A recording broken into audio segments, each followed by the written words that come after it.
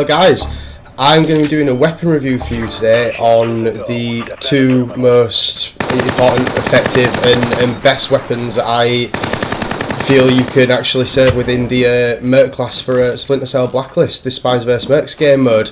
But those weapons are the m416 and the Honey Badger. Now, when I've been playing with these weapons, I've noticed a couple of differences, but I've noticed ultimately they actually play out a lot similar to each other. And I just wanted to post a video of what maybe the differences are, what you guys should be looking for, and in my opinion, which I think is the best rifle and which I think is going to get the job done over the other one and over any of the others available to you in the game. We're going to start with the m416, guys, because that's what you're watching at the moment. Now, the m416 comes with 30 rounds. There are 5 upgrades available for this weapon. I will run over those in just a second, the upgrades that I'm actually using. And I find this weapon extremely effective. Now, it's extremely accurate. You've got 10 more rounds than the actual Honey Badger in there. The Honey Badger only has 20 rounds, and you've got one extra attachment that you can add on over the Honey Badger. Now, I have these two weapons set up exactly the same, and the way that I do that is obviously because the Honey Badger actually comes with an attached silencer. So you've got 5 upgrades available on the m416, 4 available on the Honey Badger, but it comes with a stock suppressor. So I have them set up exactly the same. And the way that I have these rifles set up, I'm just going to go over for you now. So on the m416 in the video that you're watching here, I'm using the red dot sight, a silencer, armor piercing rounds, the weight balance option, and the accurized barrel option. Now, I feel that this setup and these upgrades on this weapon give me the best possible setup to go head to head with the spies. So ultimately, when you play in the merc class, you play in a first person shooter, and it is majoritively about the weapon that you're using and how accurate and effective you are with that weapon. And I find that these attachments help me just be that effective and get those kills time after time.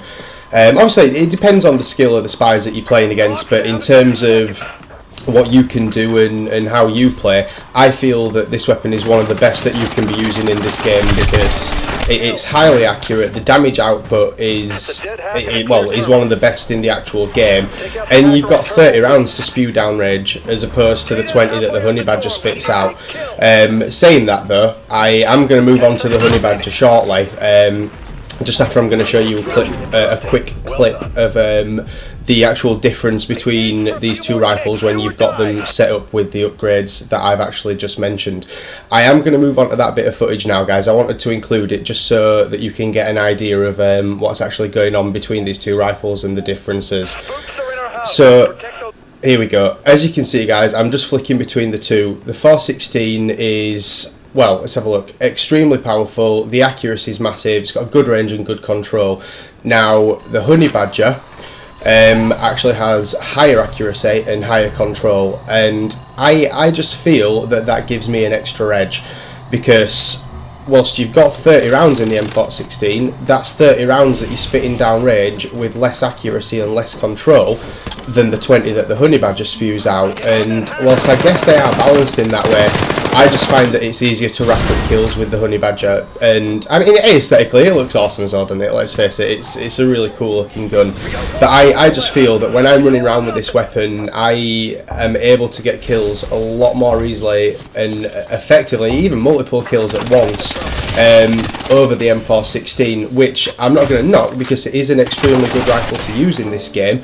In terms of assault rifles, like for the merc class, and if you use that rifle, guys, I mean, obviously set it up how you want, it's purely down to personal preference, but if you use the options that I've suggested, then you're going to do extremely well and you're going to fare very well against the enemy team, and hopefully do well for the team that you're playing against and get that win, guys. I hope this video has been interesting for you, and I hope it's going to improve your gameplay. I just wanted to post it because I had noticed a couple of differences, and I just wanted to make you guys aware and see what you think.